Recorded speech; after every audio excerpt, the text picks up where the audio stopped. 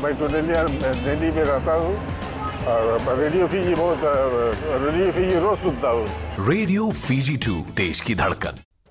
In the news tonight, New Zealand PM reveals significant climate package. PM announces new border measures. And UniFiji clarifies retirement policy issue.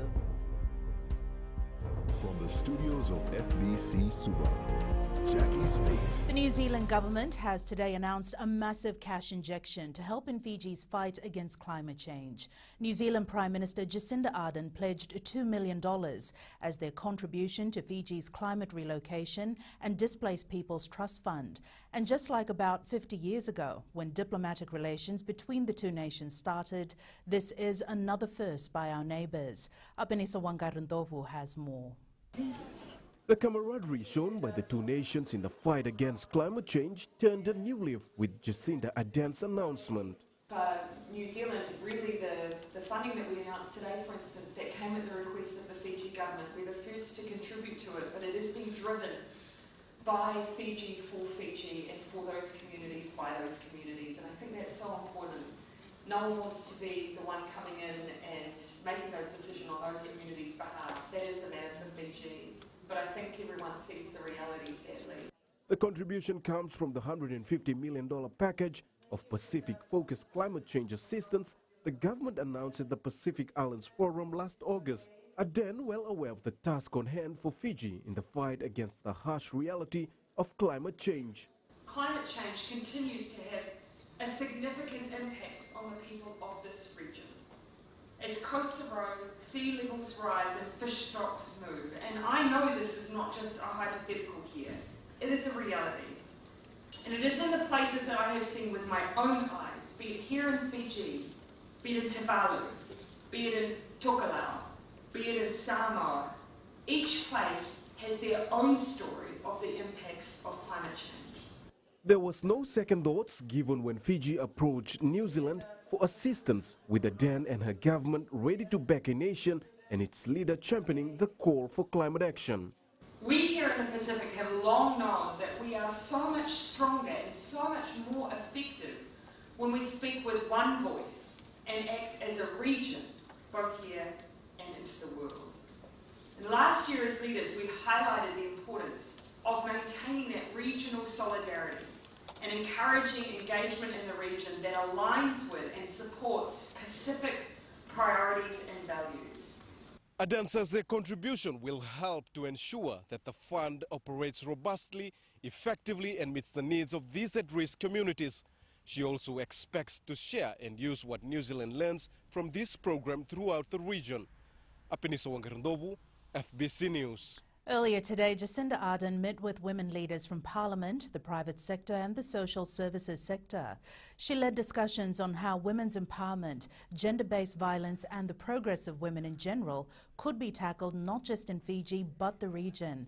Ardern says while the issue is a priority for her government, the real work is done by women leading the charge on the ground.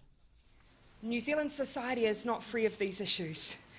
We ourselves are still very openly working to tackle issues of gender violence in particular, domestic and intimate partner violence, violence against children, inequality in pay, issues of economic sovereignty for women. And in my view, so long as we have those differences in our society, we must always be champions for women. It was not all business for the Fiji and New Zealand PM as they praised each other for their leadership roles in their respective countries. During last night's state dinner, Prime Minister Voreqe Bainimarama says the visit by his New Zealand counterpart Jacinda Ardern is a celebration of the rich and enduring friendship between Fijians and Kiwis. Lena Rees has more. The Fiji Prime Minister commended the New Zealand leader for the respect and sincere empathy she has shown for people in the Pacific, particularly when it comes to climate change. He also paid tribute to the way she responded to the Christchurch terror attacks last year. The other was, of course, an unshaken response to the hate-filled acts of terror carried out at mosque in Christchurch last year, and the comfort she lent in a time of immense fear, grief, and mourning. They are us. Those few words helped unite the nation and inspire the world. And behind the words to the remarkable story of resilience, of compassion, and action that I believe set a new benchmark for how any leader can help a wounded nation heal. Prime Minister Jacinda Ardern says the relationship between the two countries is now warmer, stronger and more productive than ever before. 25,000 Fijians call New Zealand home, and nearly 200,000 New Zealanders visit Fiji every year and experience your incredible hospitality. The Fijian community in New Zealand makes such a huge contribution to New Zealand society, and I know also gives back to Fiji as well.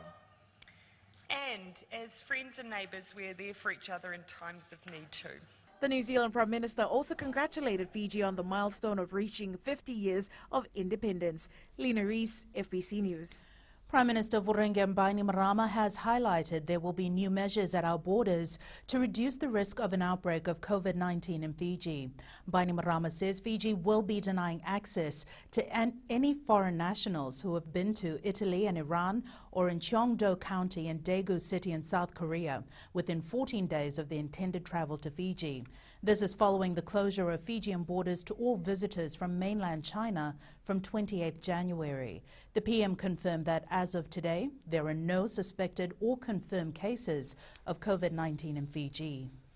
From Monday next week, we will also be screening all international air passengers with handheld temperature scanners.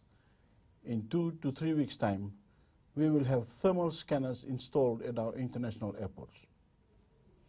At sea, from 28 February, all cruise ships entering Fijian waters will be required to make first berths at ports in Suva or Lutoka, where all passengers on board will undergo our earlier announced medical and travel history checks.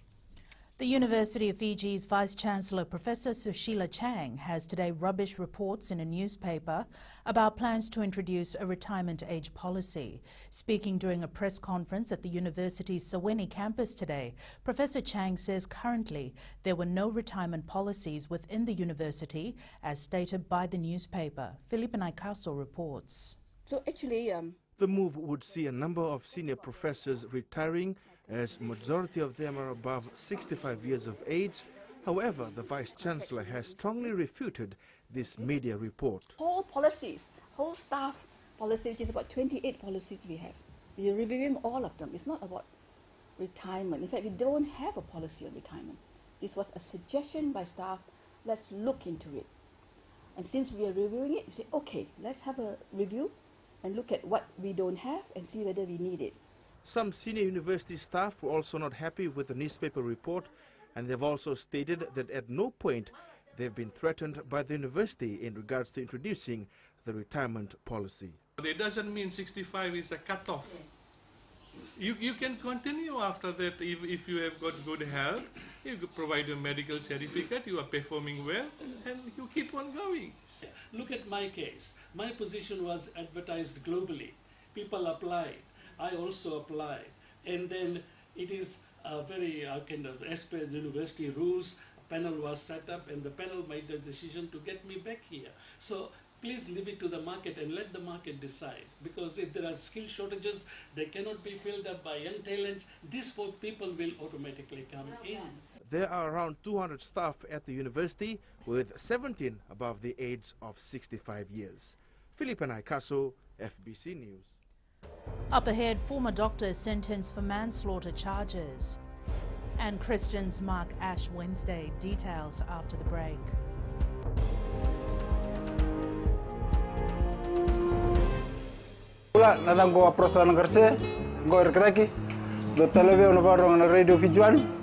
Radio Fiji One, Nandomo Iviti. A former doctor has been sentenced to 6 years imprisonment for manslaughter. Marvin Ray Ketanalangi was convicted of causing the death of a 50-year-old taxi driver near the Post Office Arcade in Suva in 2018. Ketanalangi was under the influence of alcohol when he assaulted the driver. The High Court says the assault occurred after Ketanalangi raised concern to the taxi driver as to why he was with the child at around 3:30 a.m. on the day of the incident. The High Court says the child was under the supervision of the taxi driver while the child's father was at work.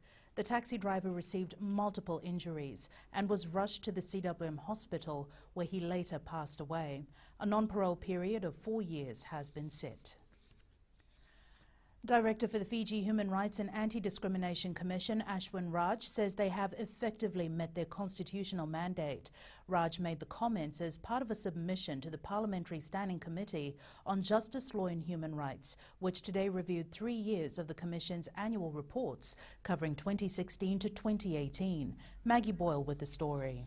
Police brutality or death in custody or whatever it might be, no matter how controversial the issue is, the Commission always makes a public statement in relation to that. Commission Director Ashwin Raj explained they have been an effective advocate, receiving complaints on constitutional violations and independently investigating and presenting remedies. Here is a snapshot of today's proceedings before the committee. How is the Commission ensuring the upholding of the Bill of Rights? It prescribes very clearly under 45(4) what the powers and responsibilities of the Commission are. And if you look at the work of the Commission, the various things that the Commission has actually done, it's done to uphold the Bill of Rights. Commission's investigation of the death of a suspect while in police custody in Nakasi. In February 2017, the Commission conducted its independent investigations by interviewing 11 police officers, inspected the cell block where the suspect was held, and obtained necessary documents, including copies of station diaries and registers. See that there is no gender discrimination with regards to any particular complaint. Right. It could be Honorable Bulitavu, right? Because him and I fight all the time. If he comes and lodges a complaint, I need to make sure that his complaint is dealt with the same level of transparency, consistency that, say, Mr. Prasad would. The Commission Director told the committee that one of their key features was to ensure that there was no discrimination, effectively that there was no privilege of one's rights over another's. Maggie Boyle, FBC News. Today is Ash Wednesday, the start of Lent, a time for Christians to get back on track and refocus on their lives. These sentiments by Archbishop Peter Lloyd Chong were expressed during his sermon at Sacred Heart Cathedral in Suva this afternoon. Sanya Nimboila reports. Hundreds flocked to Sacred Heart Cathedral to attend this year's Ash Wednesday Mass. That we want to intensify our life with God. It's a time that we put our life back on focus, so it should be a time of real joy. 69-year-old villager Filomena Yalova left Tabiuni yesterday to come to Suva and be part of this religious celebration at the Sacred Heart Cathedral today. I arrived at 9 this morning and I can't wait to be part of the Mass. It's a good time to renew my vows with the Lord and pray for the best in life this year. Ash Wednesday is a holy day of praying and fasting, 46 days before Easter Sunday. Sainiani Boila, FBC News. And turning overseas, the Indian capital of Delhi has witnessed its worst violence in decades after rioting between supporters and opponents of a new citizenship law. At least 10 people are dead, amongst them a police officer. And it's business time now with Koroy. Thanks, Jackie. Coming up after the break, hoteliers demand more local produce. And in growing Fiji, kidney treatment center to be established in the West. Stay with us.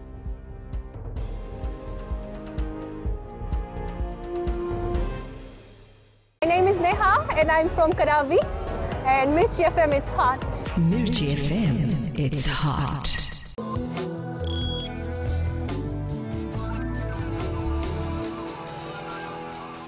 There is a high demand for local produce in the hotel industry, says the Fiji Hotel and Tourism Association. Chief Executive Fantasha Lockington says they are working with the Agriculture Ministry to find ways in which local farmers can benefit by supplying fresh produce to hotels near them. Lockington says the inconsistent supply remains a challenge for hoteliers. Hotels need a lot more seafood, they need a lot more fresh produce. And they need these in quantities and quality that is sometimes a little bit more daunting for the smaller farmers. So it's working with the farming communities to both determine what it is the needs as well as what can be delivered. Gary from HFC Bank is here with the latest from the stock market. The U.S. stock market plunged for the second session in a row this morning. Traders ditched stocks for safe haven currencies as global health authorities sounded the alarm on a likely coronavirus pandemic. Rising worries over global growth increased concerns about the U.S. economy, sending U.S. 10-year Treasury bond yields to record lows. Additionally, weaker than expected U.S. consumer confidence data raised doubt about the underlying strength of the economy. The safe haven Japanese yen strengthened overnight. However, virus worries hit Japanese and Asian stocks hard on rising fear of possible cancellation of the 2020 Tokyo Summer Olympics. Closer to home, the total value of new construction in Australia was down 3% for the last quarter of 2019, coming in at under 50 billion Australian dollars. As a result, the Aussie dollar continues to weaken against the US dollar.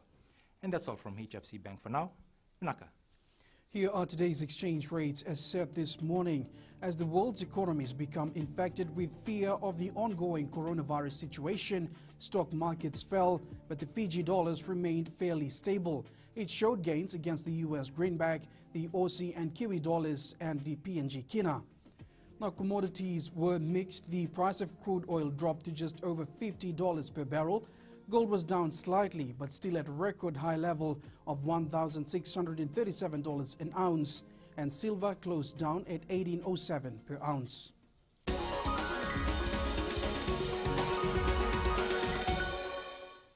A state-of-the-art kidney treatment and research center is expected to be established in the Western Division, a similar concept to the facility in Andera Nasinu. Health Minister Dr. Ifiremi Wanganambete says a highly qualified nephrologist from overseas will be starting work soon at the CWM Hospital and at the Kidney Treatment and Research Center in Andera. He says a local who has some training in nephrology will also be providing assistance. The aim of the center is to enable the Health Ministry to conduct research on how to reduce the cost of consumables and kidney dialysis treatment in the country. We're going to open the center in the West. We are bringing in 15 machines. We put aside 10 machines for the Sumo Center and 5 machines for the Western Center.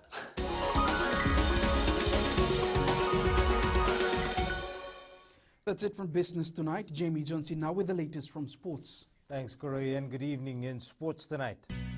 Volleyball has a chance to shine in LA. And business end for schools rugby league. There's some more coming up.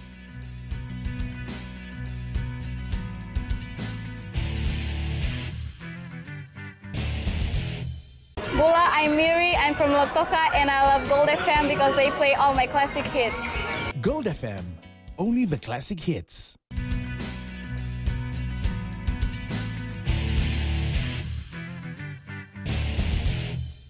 The Fiji Airways National 7 side had a scrimmage session with Australia this morning. Speaking from Los Angeles after the session, head coach Gareth Baber says the senior players need to take a more leading role this weekend. Akula Dama has more.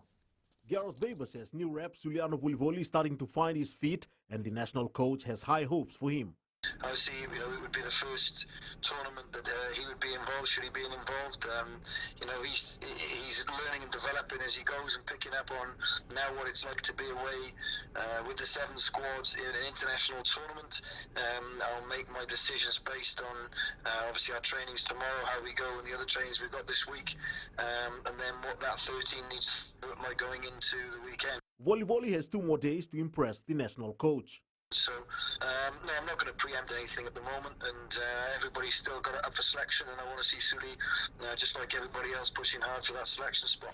The LA Sevens will kick off on Sunday, and you can catch all the action live on FBC TV. Aquila Dama, FBC Sports. Due to the cancellation of the Singapore and Hong Kong Sevens leg, World Rugby has changed the criteria for the ranking of teams to the Tokyo Olympics in July. So the players are aware of the importance of them to perform in these 2 legs so that they can bring up their points. If you want to be the top seed, you want to be ranked at top. All Black Sevens great Tim Mickelson will achieve something special in Los Angeles this weekend. The 33-year-old is set to become New Zealand's most capped sevens player. The Rabo Rabo Rabbitohs coaching panel will name their team tonight for their Melanesian Cup challenge against the Lace Snacks Tigers on Saturday. It will not be an easy task for the coach as the players have given their all during training. Coach Siboniolo Varro believes that all the players have fought hard for a spot in the team. However, they will have to make some tough decisions tonight. I think those 22 members are in camp now are really talented players and good players, so it will be a headache selecting the best 17. Well, the PNG-based Lace Snacks Tigers are in the country. They take on the Rabo Rabo Rabbitohs at 4 p.m. on Saturday at Lautoka's Churchill Park, while the PNG's Hella Wigman will take on the Kaiviti Silktails at 2 p.m. also at Churchill Park. You can catch both matches live on the FBC Sports Channel. 2 new schools will compete for the first time in the Southeastern Secondary Schools Rugby League quarter-final rounds this weekend. Kalambu and Naitasiri Secondary have earned a spot in the semi-final rounds against some of Fiji's best. Tale Materakula has more. Naitasiri Secondary School aims to provide a pathway for their students through the Secondary School Rugby League platform. We've noticed one thing, that the students in the province, there is a big gap between our students when they try to join the Highlanders team. Yeah. There are few students from the province are now part of the Highlanders team. If you look at the Naitasiri Highlanders team, very few are from the Naitasiri province. Majority of them are from other provinces. So we want to bridge that gap by allowing them to take part in sports. Joseph Achale says allowing their students to participate in Rugby League has turned out well for them. Itoki students, Rugby League can be a new sport to them, but they adopted well, and they can adjust themselves quickly from union to Rugby League. Making history by reaching the quarterfinal in their first secondary school Rugby League appearance is a special moment for Kalambu Secondary School. Being our first time into the league, just initiated by principal. Coming from a small school, it is some good experience for our boys to experience what it's like to be on the field and playing for Rugby League. Naitasiri Secondary will face Queen Victoria School in the Under-19 quarterfinal clash, while Kalambu Secondary also faces Queen Victoria School in the Under-17 grade. Tali Materkula, FBC Sports. Ratu Sukuna Memorial School are on a mission this week to defend their title at the Suva Zone 1 competition. The school bagged 29 medals last year and hope to increase their count at this year's meet. Venina Rakautonga has more. The Nambua-based school will put up a strong challenge as they plan to retain their title. I think we have 140 athletes that are preparing for the Suva Zone 1 meet, which will be starting tomorrow. And yeah, the preparation has been going on. So we're looking forward to giving a tough competition to the other schools that will be out there. Team captain Veronica Koroi is confident in the team.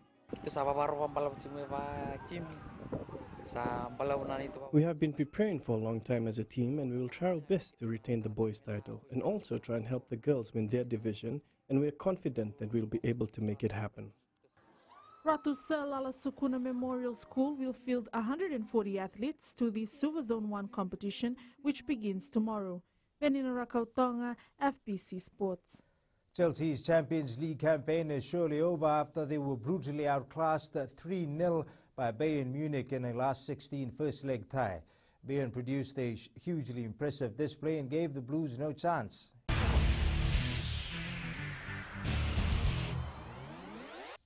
Now to our play of the day, check out this top 3 plays from NBA.com after another exciting round of basketball in the United States.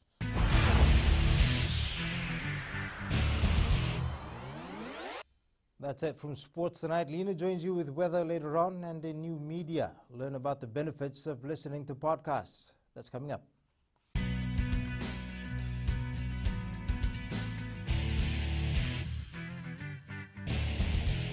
My name is Neha and I'm from Kadavi.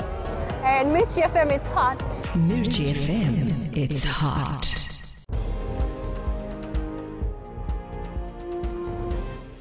New media tonight. If you enjoy listening to podcasts, then there could be some added benefits. Apart from getting the information, you could also be in for a healthy surprise. And Lena joins us now with the latest in weather.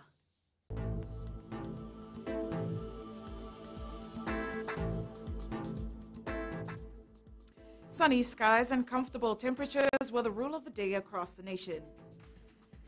The west saw clear skies and moderate temperatures accompanied by light breezes.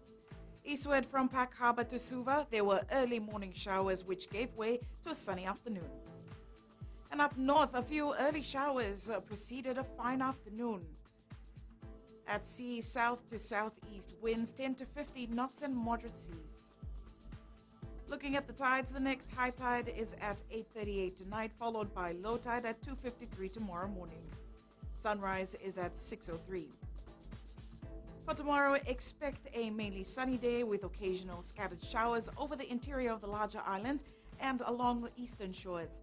Tomorrow's temperatures, all centers are expected to rise into the 30s.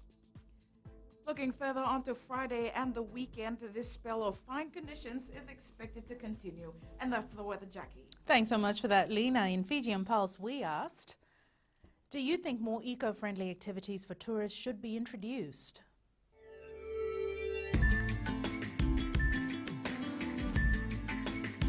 It's a good initiative and it's good for Fiji. More activities should be involved to tackle climate change. I think it's a great idea because some tourists are interested in that. And that way, if they're interested, it's available and other tourists might be changing to a different way of staying. I think Fiji has been doing great in fighting climate change, so we should also do the same by introducing activities as such to our tourists so that they can also get involved in that. I believe it's a great initiative where tourists are holding hotels and resorts accountable in terms of their environmental footprints. I think it's a good initiative because it's in line with our global fight against climate change.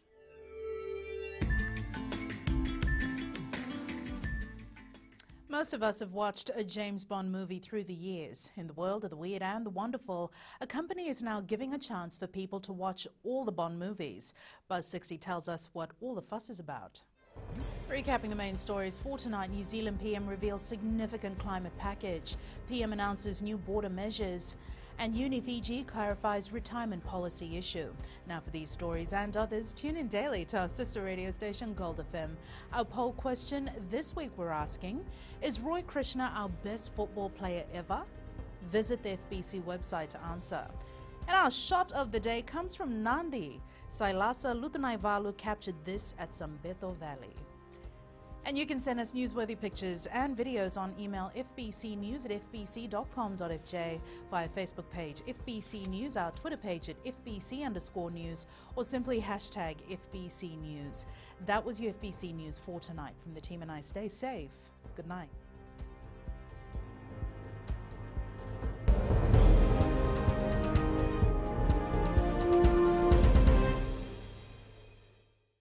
Bula, I'm Miri, I'm from Lotoka and I love Gold FM because they play all my classic hits.